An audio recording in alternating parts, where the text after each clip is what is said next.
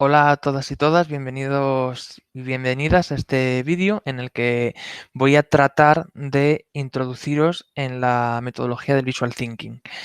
Mi nombre es Alberto Sánchez Rojo, soy profesor del Departamento de Estudios Educativos de la Universidad Complutense de Madrid y mi especialización es fundamentalmente teórica. De hecho, mi área de conocimiento o mi área de investigación más bien es la filosofía de la educación, aunque doy otro tipo de materias también, pero fundamentalmente esa es mi área de conocimiento. Eh, Esta herramienta, el Visual Thinking, lleva unos años siendo bastante extendida, sobre todo en asignaturas más prácticas por el dinamismo que permite, también en escuelas, ¿no? Y es también una metodología bastante usada en el ámbito de la empresa. Básicamente se trata de expresar ideas a través de imágenes, ideas y pensamientos a través de imágenes. Es así de simple, pero al mismo tiempo, como trataré de explicar ahora después, también es complejo, ¿no? Es complejo dependiendo también cómo uno lo utilice, pero puede llegar a ser complejo. No por el hecho de dibujar. O sea, mucha gente dice, no, yo es que esto no lo puedo implementar porque no tengo ni idea de dibujar. O sea, no tengo competencia artística, que diríamos ahora. Incluso los estudiantes, pues que hay estudiantes que dibujan mejor y estudiantes que dibujan peor. En realidad, la capacidad que uno tenga de dibujar mejor o dibujar peor es indiferente para utilizar esta metodología. De hecho, lo que hacemos es garabatear, o sea, hacer garabatos. Eh, lo que le hace realmente relevante, ¿no? Desde mi punto de vista, es que a través de dibujos y luego de la lectura que hacemos de esos dibujos, podemos ver que en el fondo escondemos ciertas perspectivas, ciertas maneras de ver el objeto al que nos estamos dedicando, ¿no? O que estamos estudiando, de las que ni siquiera éramos conscientes. Y lo podemos ser a través del dibujo. Para que os hagáis una idea de bueno, qué sucede, ¿no? en clase cuando uno implementa esta herramienta. Yo la utilizo en varias partes de mis asignaturas, pero siempre lo hago al principio de todas ellas. Y lo que intento es ver, ¿no? Qué idea, ¿no? tienen mis estudiantes del título de la asignatura. O sea, si es filosofía de la educación, pues filosofía de la educación, teoría de la educación, o sea, pedagogía social, la asignatura que sea, ¿qué entienden ellos por estos términos? Y es muy interesante, ¿no? Ver sobre todo qué suelen o las diferencias que tienen los estudiantes a la hora de entender, por ejemplo, la palabra educación. Si yo os digo ahora, de hecho, podríamos hacer la práctica vosotros en casa, mientras estáis viendo este vídeo, de dibujar la palabra educación.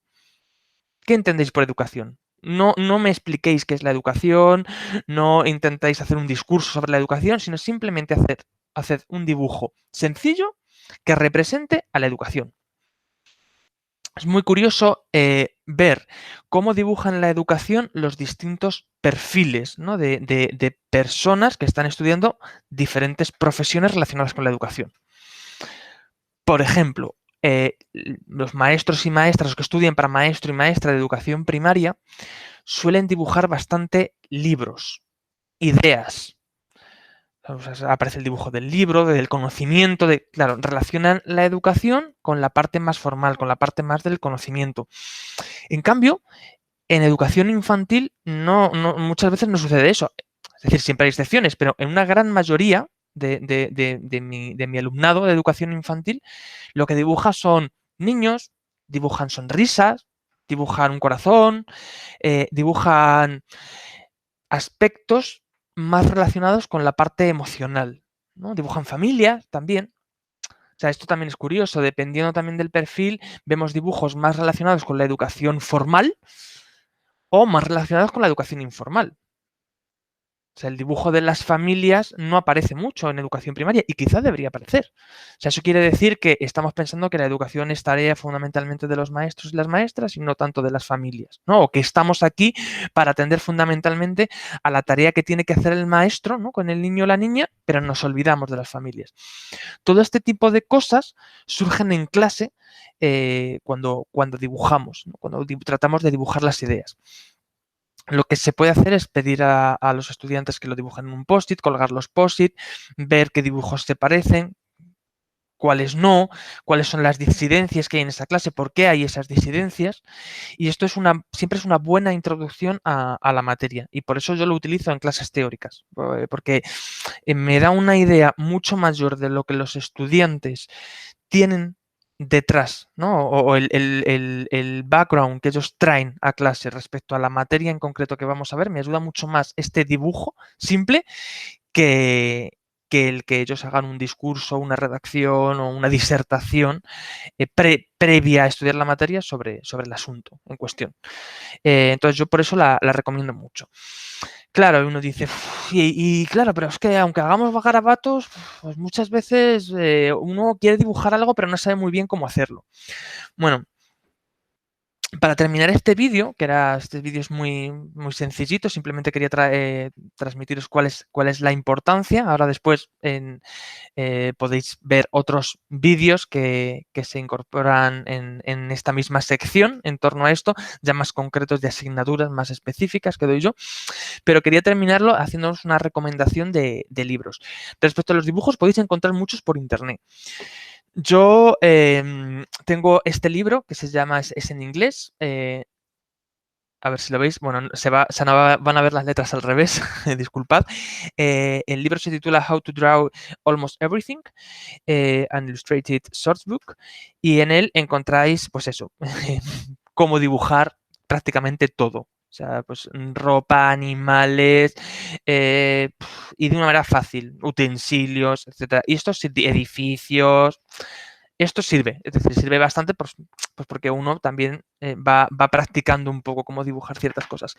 Y luego, otro libro que os quería comentar, que ya no es tanto del dibujo, ¿no? En torno al dibujo, sino a la herramienta del visual thinking en sí, es este dibujo que se llama Dibújalo, se titula Innova, crea y comunica de manera visual, escrito por Fernando de Pablo y Miren Lasa. Está fundamentalmente pensado en la empresa, si bien al final tiene un capítulo en el que aborda el visual thinking en la enseñanza, que está bastante bien. Y bueno, primero, este texto ayuda también a introducirse en el dibujo, en cómo garabatear, cómo es dibujar de manera simple, que es lo que realmente nos interesa.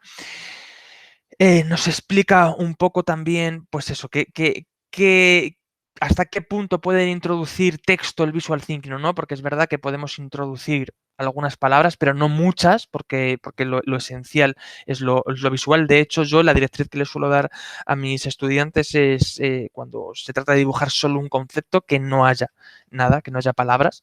Si ya se trata de, bueno, pues de hacer una exposición más amplia, ¿no? sobre un tema y recogerlo, ¿no?, a través de un visual, ahí sí, pues se pueden introducir algunas palabras, pero siempre pues de una manera escueta, una manera mínima. Aquí en este libro podéis encontrar muchas técnicas, ¿no? Entonces, si queréis introduciros en él, os lo recomiendo. Y bueno, este vídeo lo dejamos aquí.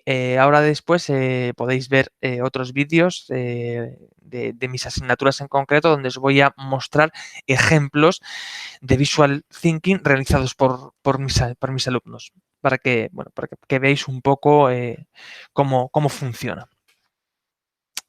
Gracias.